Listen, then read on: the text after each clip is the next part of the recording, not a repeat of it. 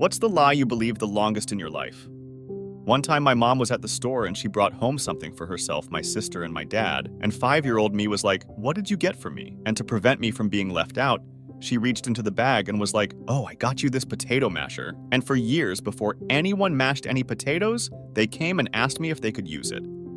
Okay, I'm gonna sound dumb here. I loved the movie Pretty Woman as a young kid. I asked why people were mean to her, and my mom said because she was a redhead. She was wearing a blonde wig in the beginning, and in real life, kids teased the redhead kids, so it checks out. Years later, I'm 22, and my friend says she wants to watch it. Cool. I loved it when I was little. We started, and right away, I'm like, oh my god, she's a prostitute. My mom told me when I was 5 and my favorite dog died that it doesn't matter that dogs die, because in 7 years they respawn. So I was like, oh, fine. See you then, bud. I will be older and we will play again. That the dog went to an actual farm. Took about 30 years before the realization hit. So kind of a funny story that goes with this. I'd never heard of taking a dog to the farm being what parents tell their children when their dog travels the Rainbow Bridge. A friend of ours kind of dumped a dog on us, and she was a sweet dog, so we had intended to keep her. However, a few months later, our living situation had to change, and the dog would have wound up cooped up in an apartment all day while we were gone to work. It would not have been fair to the high-energy, herding dog mix that she was. A friend of a friend had a goat farm and thought they could train her to help with the goats. A coworker asked me what we were doing with her, and I just casually replied that she was going to live on a farm. Coworker was inconsolable, and I couldn't figure out why. After she calmed down, she finally asked if we were really putting the dog down. Shocked, I replied that no, she was literally going to work on a goat farm. We had a good laugh, but I definitely specified to anyone else that the dog was going to a friend's farm to become a working dog. While dating, my husband made a joke about the Chicago Bulls disbanding after their second three-peat. I'm not a big sports ball fan, so I thought he was serious. Just being funny, he told me this whole story about it being done because they kept winning and wanted to give other teams a chance, so the players all went the other teams. I bought it hook, line, and sinker. He was amused, and we went about life.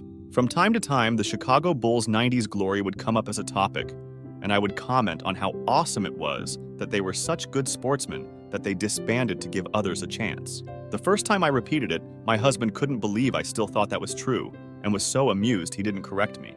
Every time it came up, he said it got funnier and funnier, and at one point he decided to see how long it would go on. Cue about 8 years later, and I'm at work, and it's the NBA playoffs.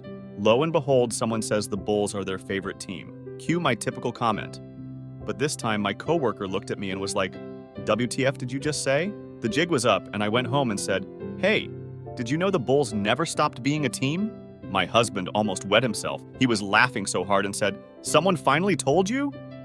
That my mom was a redhead. For years, I thought she was a natural redhead. She was 40 when I entered the picture, so I always knew she dyed her hair.